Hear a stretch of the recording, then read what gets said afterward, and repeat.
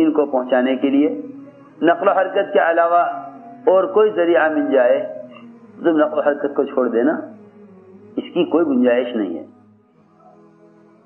اس کی کوئی گنجائش نہیں ہے کہ امت تک دین کو پہنچانے کا نقل و حرکت کے علاوہ کوئی بدل سوچا جائے، اس کی کوئی گنجائش نہیں ہے، اس کی کوئی گنجائش نہیں۔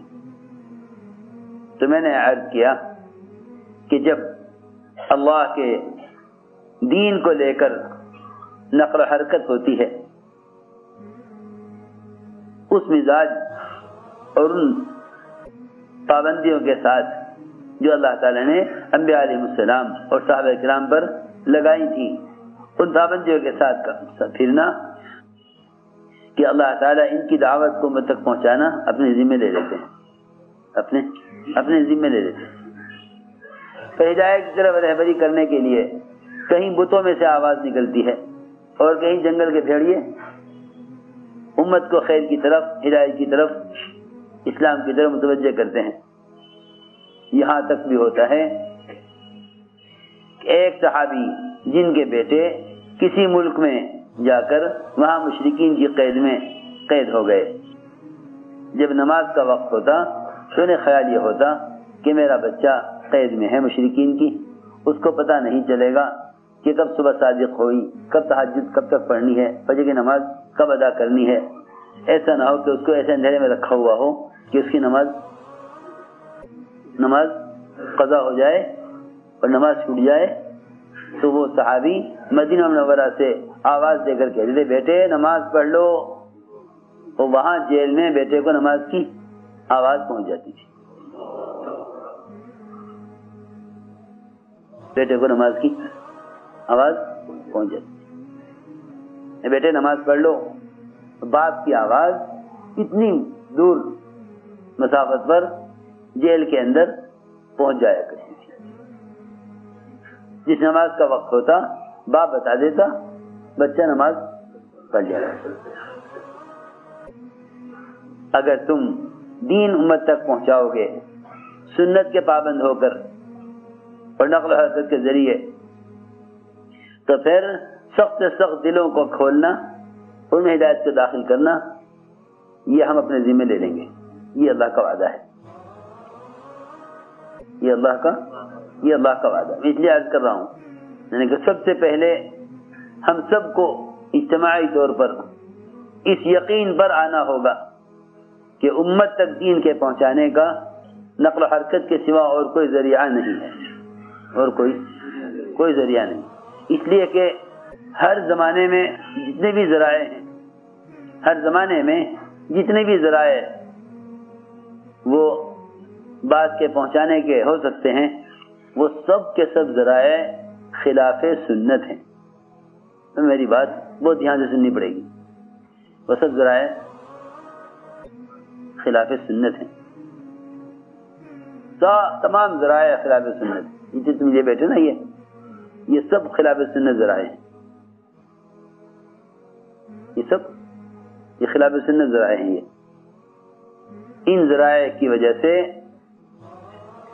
بات کی قوت اور جاذبیت خلاف سنت ہونے کی وجہ سے ختم ہو جائے گی،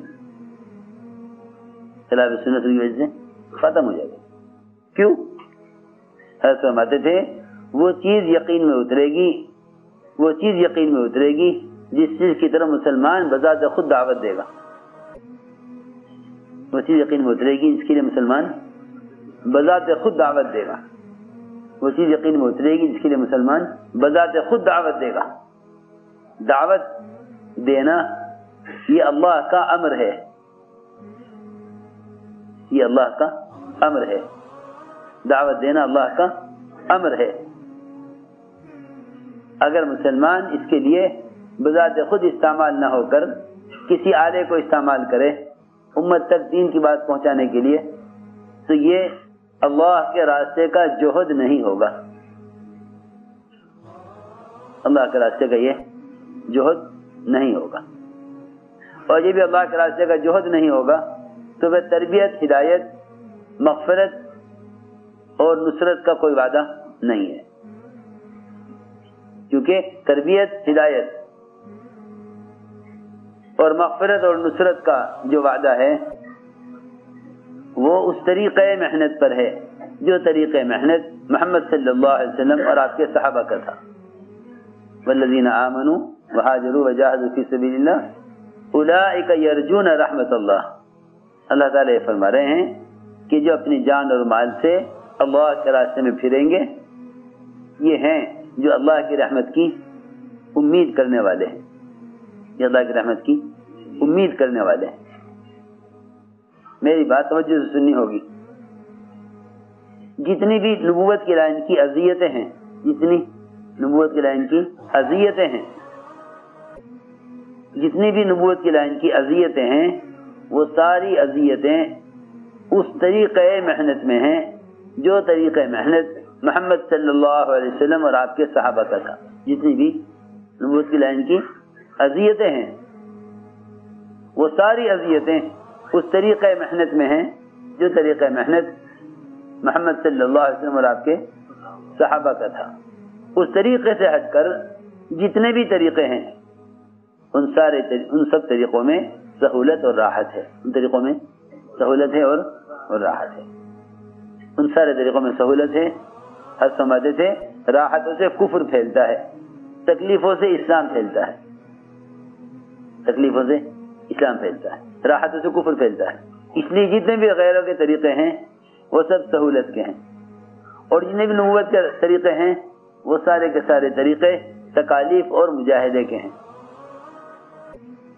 اللہ رب العزت اپنے بندے کے مجاہدے سے خوش ہو کر اس پر خیر کی ساری راہوں کو کھول دیتے ہیں. خیر کی ساری راہیں کھول دیتے ہیں.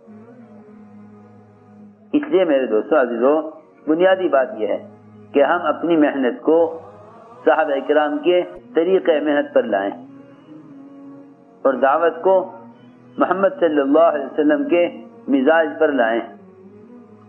بنیادی بات یہ ہے کہ ہم اپنی محنت کو صحابہ کرام کے طریقہ محنت پر لائیں اور دعوت کو محمد صلی اللہ علیہ وسلم کے مزاج پر لائیں.